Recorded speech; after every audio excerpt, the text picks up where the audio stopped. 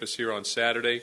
Coach Badamago, I think, has done an outstanding job since being named there in the spring, and obviously has worked through some hardships there. But there's a Spartan flair there with more Swats being there, and also with Archie Collins there. Greg Colby's their defensive coordinator, who was with us as a defensive line coach when I was here in the past.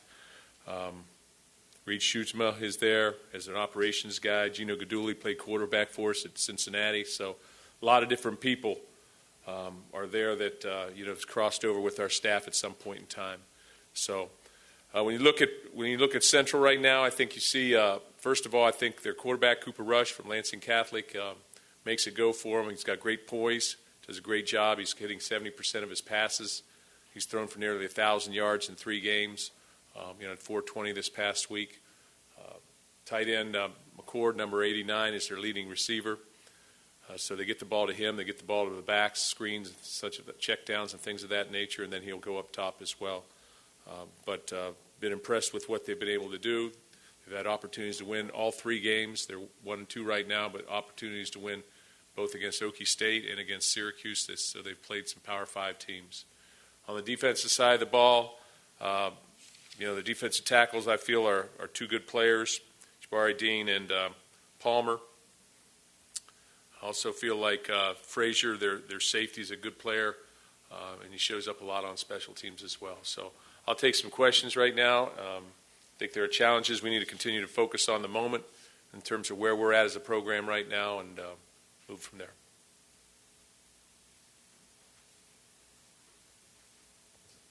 Quick question about Damian Terry. You've used him in all 3 games in very specific, same schematic areas. And teams have talked about when he's in the game, even Oregon talked about, they said, we were pretty sure it was a run. They were calling run. Are you concerned that he can get pigeonholed? Would you like to see him use some other areas so people aren't sending running right at him when he's in the game, Mark? Well, I think that, we put him in for specific reasons right now, but he's certainly been a quarterback for us, and he's done a lot of good things for us. He just needs some game experience. I think Tyler O'Connor, same thing. He hasn't played since last year. And hopefully we were hoping to get them that experience this past weekend. But, just the way the game flowed at the end there. But very, very capable. So I'm not concerned about it, no, because we'll execute what we call. There's options.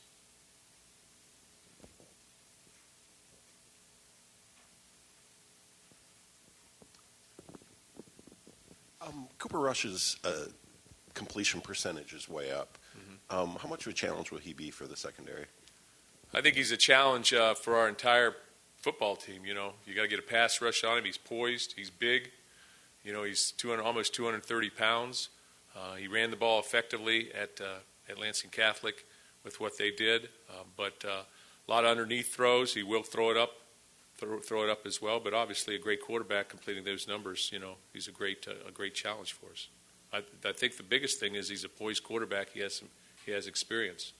I think this is his. He played some as a redshirt freshman, started a couple games. I know he started down at U of M here a couple years ago as a redshirt freshman.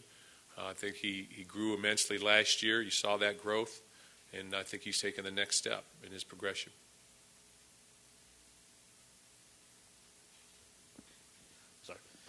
Mark, what's RJ bringing so far to this team? Obviously, he's been a leader for a long time, making more plays this year. Have you seen him? RJ Williamson? RJ Williamson. Have you seen him take another step as a player? Yeah, he's a big play guy. He has been a big play guy for us for a number of years. He seems to come up with it. He's got a knack for picking off the ball. He's had some picks for touchdowns here.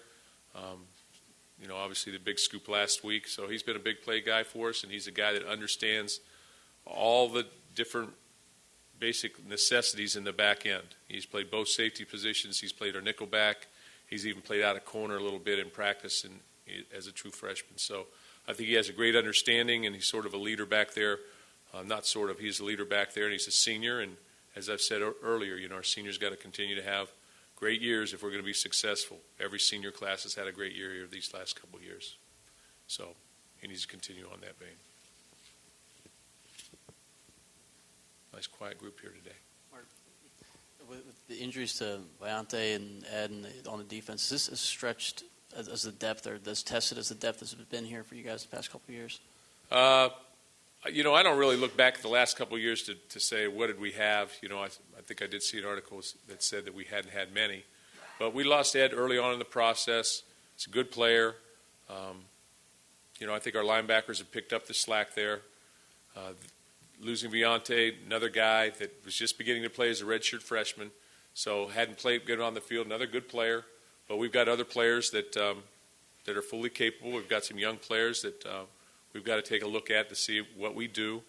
But in terms of playing them or not playing them, some freshmen. But we've got good players in the program, and we've got guys that played a lot of football back for us. So I think that my feeling is that we've got depth on this football team, and that won't be an excuse not to play well. That's the way we feel. Hey, Mark, the other RJ Shelton, might have been overshadowed a little bit the game that he had with Burbridge doing what he did. Shelton had maybe one of the better games of his career as a receiver. The last week or two, maybe there's a couple of passes that were tough ones to make, but he didn't quite hold down. Did you see him hit another level in preparation for that game, or what did you see? No, RJ's been a very, very good player for us, really all 4 years. He's transitioned himself from a running back in high school to a wide receiver. I think he's got great ball skills. If a guy misses one, we're going to miss some. But there's never been any concern. I think he's a breakout wide receiver. He could have a game just like Burbage just had this type of games. He's a big play type of guy, and he's had big plays for us since stepping on campus. Mark, wondering what you've seen out of Darian Hicks, if he's still feeling the effects of missing camp with mono, and how much can he be used to kind of plug that hole at cornerback now? I think he's working back into the rotation. He's only been playing football. We're going into our 4th game, so really he's been playing for 3 weeks, really been practicing for 3 weeks. So I think he's doing well. We had a couple plays in this past game, but I think that we need to play him more. He needs to roll in more, and he'll probably be more of a factor here this week and in the upcoming weeks. He's been solid. Mark, a little bit more on the depth, specific on linebackers. When you lost Ed Davis, you knew that was a pretty important guy. You have Reschke and Fry that seem to kind of be complementing each other, almost kind of filling that hole with 2 guys. I guess just talk about those guys. And Shane Jones, in his little bit of action last week when Riley went out, seemed to be playing pretty well also. Yeah, we've got Shane's in his 4th year playing for us, so he's a good player. He understands what to do. He'll start for us this week, with Riley Bullett's situation. So that'll be a big move for him. So it'll be a very exciting time for him. But he's a physical guy. He's a contact guy. He's a downhill player. He understands our defense and can make the needed adjustments. Reschke possibly could move in there as well, but we'll probably start in that other direction. Chris Fry's been a solid player for us and a very good player as well, and he shows up across the board. He could play either of the outside backer positions. So I think we've got depth. We're playing, Andrew Dowell played 49 plays, so that was tremendous for him to have that experience, even though Darian was down a little bit with an injury. But it was good to have him out there and get those experiences because he'll only get better. So, and those are 6 guys we're talking about right there. So I feel good about our linebacker position. Mark, this is the second in-state program you'd face this year, where for them this is an enormous deal because of the region and whatnot. Do you prefer that to facing, say, a Bowling Green or somebody outside? Do you like the in-state and the dynamics it brings? I think it brings. I think we have knowledge of the players a little bit, obviously because we've recruited those guys and things of that nature as well. But I think from a fan perspective, I really don't care who we play. If they answer your question, I just line them up. Hopefully. But from a fan perspective, I think Central Michigan Western fans would prefer to come to Michigan State. They're going to come more. This is important to them as well. The players from those particular programs get excited about the opportunity to play here because it is in state, because you're competing against people you know. Same with us. We're competing against people we know. Our players know. They physically know them. So I think it's good for, I think when games are a little bit more interesting and more personal, it's good for college football. So I would imagine that this would be the way to go, and these things are decided well in advance, and so I just ready to go.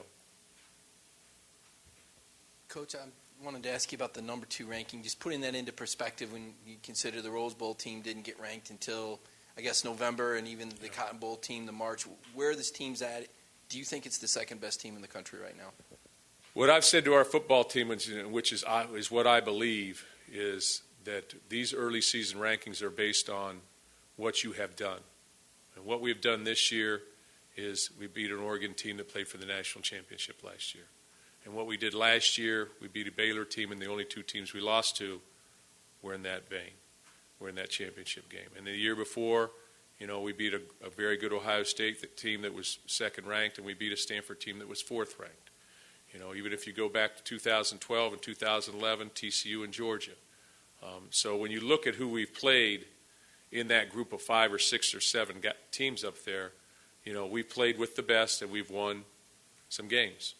And right now we're 3-0. I don't think we've played our best football yet, but we've played. I guess if you really want to look at it, I believe that Oregon won 13 or 14 games last year. Is that correct? And Air Force won 10, and Western won 8. So I don't know if anybody's played teams that have won that many games and is undefeated.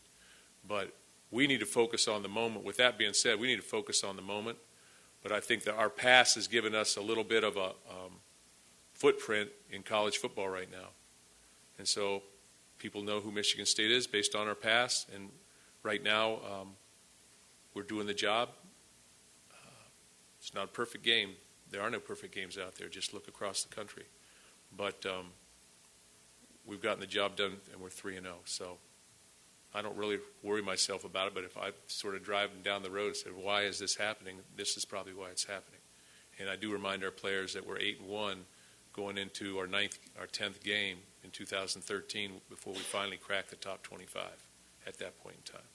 So, it's a hard climb up. It's a quick drop down. But we are where we're at. This should pay dividends later on, as long as we continue to do our job and focus on the moment. And that's what we're trying to do. Just focus on the moment, do your job, don't be entitled, take the work ethic that we've had in the past and use that to our advantage. But with that said, Central will come in here ready to go. They have a good football team. Mark, you got Grayson Miller up to 2s on the safety line, and you mentioned Sunday that you want to sort of take the shirt off different guys. Have you made a decision on anyone else new this week? No, not yet, because it'll depend on practice this week. Grayson's there as a number 2, which just means that we're working with him. Was he a 2 or is he a 3? Depends how he practices, but he gets work in there at the number 2 safety, as does Jalen Watts-Jackson, as does Matt Morrissey. And Kari Willis gets some reps in there as a 3 safety as well. So we're trying to work those guys and trying to figure it out from there. It depends on how they adjust to every single game week, how they play within that week, and if we think they're ready. But they're working with us on the defensive end, or they're working with us, in Felton Davis's case, on the offensive end. So they're on the depth chart because of that. And, Grayson played on special teams last week and did a nice job. So we need to try to continue just to expand his opportunities to see exactly where he fits. Coach Bonamego obviously had his off-season cancer scare and whatnot. I was just wondering if you happened to reach out with him, having had a health scare yourself, and if you guys had any conversations about that. Yeah, we were up at Boyne Mountain, Harbor Springs this summer for a retreat. They had their retreat on the same weekend, sort of a family type retreat, staff retreat. And so I did see him up there, and I saw the guys that I mentioned up there. So I can, I have some empathy for what he's gone through, obviously. And he's gone through a tough road, and he's been a soldier. Impressive. Mark, a couple things real quick. I just noticed. I wondered, is there anything long term on Montez Sweat? I noticed he hasn't been dressed. Not long term. He's been suspended at this point in time for a time. Okay. I know you've talked about Burbridge a little bit last couple of weeks, but and he came in with so many expectations. As we watch him these last few weeks, is it kind of like this is the guy we always kind of knew was there, and it's just now finally coming out? Is that kind of the feeling with him? AB, with me, I've thought Aaron Burbage has been an outstanding player for the 4 years. We have a lot of wide receivers. He's playing in and out. He got hurt a little bit one year. He had an outstanding freshman season and was really thought to be, coming into the 2013 season, he was going to be the premier receiver. Other guys picked up. Benny Fowler had an outstanding senior season, as well as Lippett and Mumphrey played extremely well. But Aaron Burbage and McGarrett Kings were also on that team. They had big plays, and if you go back and look at the season. Last year, same type of thing. We had guys. So they're all sort of sharing those responsibilities. He played a little bit more Z, so he's an adaptable guy. He can play around any position that we want him to, really, in our wide receiver sets. So he's just getting the ball. He's just had the ball thrown to him a little bit more. But he's had outstanding ability from day one, and has been a tremendous player for us, really from the day he walked in this place. Really, he's been with the upperclassmen from day one, and is really not. Maybe took about a week on scout team, but other than that, he's been with us.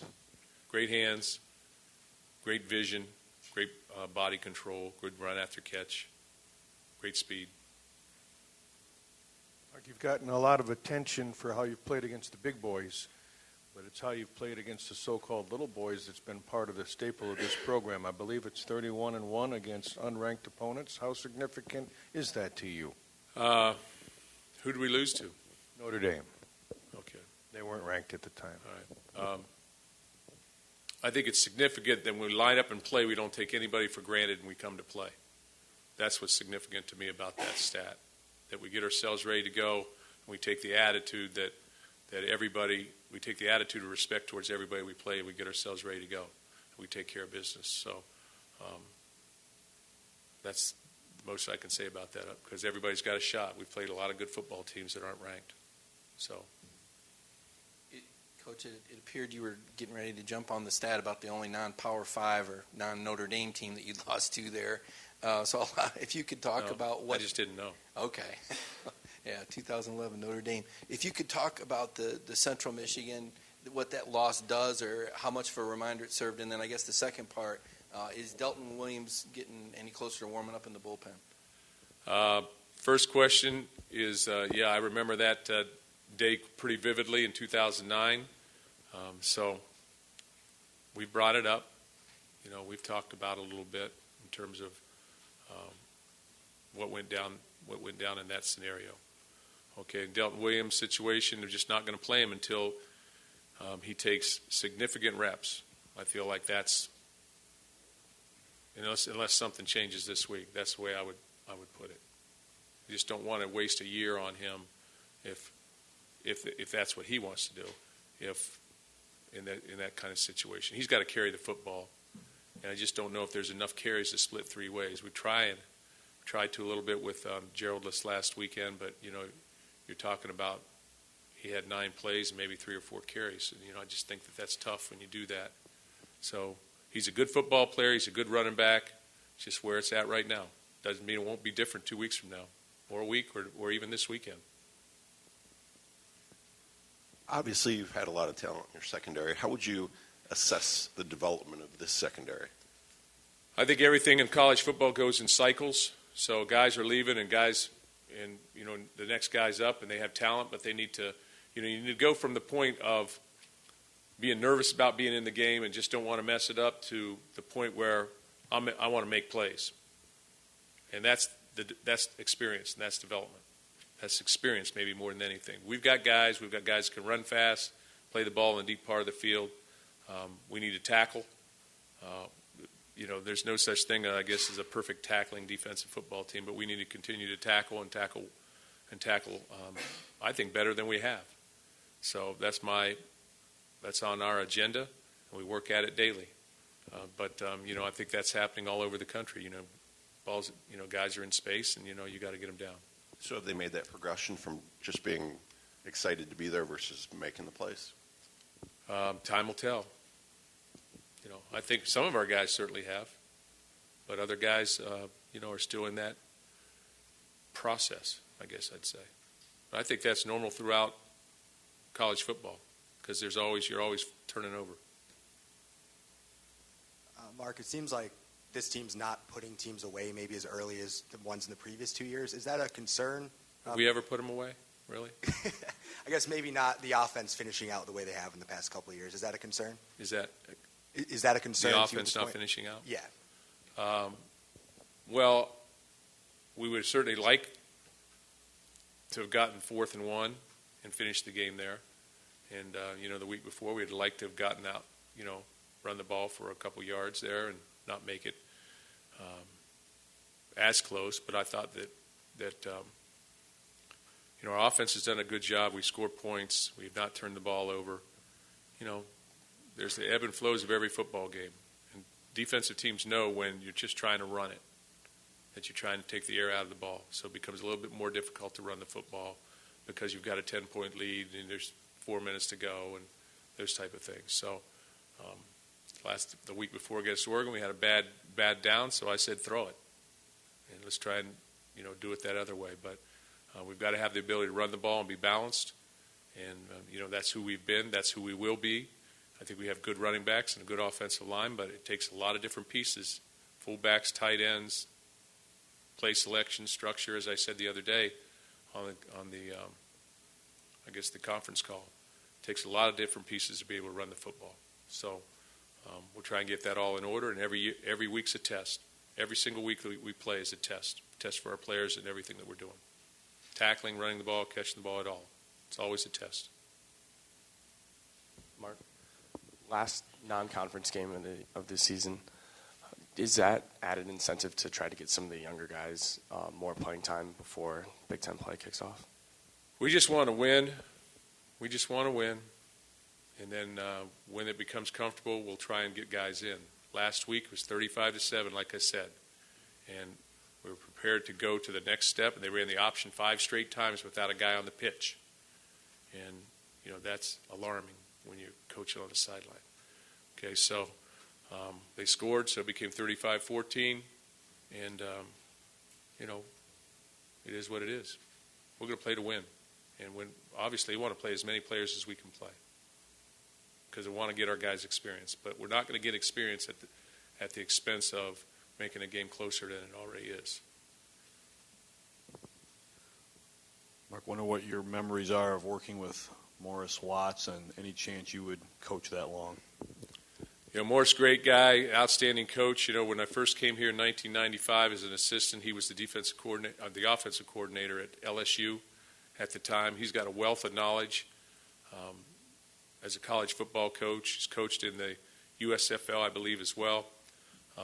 But an outstanding play caller, and he's been at it for a while. There's no question. But, when you watch them right now, they have it all. The dynamics of their offense, they have it all. And it's very well put together, very structured. I think he's doing a great job in terms of play calling, asking their guys to do what they do well and to execute. And they are executing on the offensive side of the ball. There's no question. What are your expectations for the crowd for a number 2 ranked team who's been consistently in the top 5? You weren't afraid to call out and ask for a large crowd at the spring game. Do you have any thoughts on the fact that there's not a sellout yet for this weekend and going forward? I always appreciate the people who come. I thought we had a great crowd last week. I think it was packed. And, I also understand that there's a lot of people out there that have other things to do, quite honestly. Okay, so I understand those things, but, I think we'll have a great crowd this weekend. As I said earlier, I think Central will bring people. I think there's just there's a lot of interest in terms of what's going on game day. And it's a noon game. Some of that leads to that on a college campus, I think. I think that's sort of a natural thing. People like to sleep in a little bit, I guess. But I'm not concerned about the crowd. I'm concerned about how we play. That's my job. Mark, I guess I was taught to play football the wrong way, but now that you've seen the tape, is there anything you could tell Riley Bulla to do differently on that play? And do you think we're going I don't know if he could do anything differently, but, I know it wasn't intentional, But I do think it was a helmet-to-helmet thing. I think there's 7 times that happened throughout the weekend in a Big Ten game or maybe a MAC game. I think Wisconsin may have 2 people out. So, like I said, I've talked to the people involved in it. We got a ruling on the field. They looked at it in the press box, and I have to let the people who make those decisions make those decisions. And we have to just deal with it. Doesn't mean I'm happy about it, but we have to just deal with it and move forward. In the bigger picture, is football sometimes going too far on the head thing, or is that dangerous territory? I think that's dangerous territory. I think you err on the side of safety, and you're putting it in everybody's mind, especially when it's that hit, which not intentional, maybe a little bit in question if you're the head coach on the sideline or a coach on the sideline, but you're putting it in everybody's mind that, hey, we are making a focus on this, and just don't do it to the best of your ability. If you get called for it, we got to deal with it. But what I've always found is that somebody steps out, somebody else steps in. It gives that other person experience. That person will be better for it, and all parties involved will be better for it.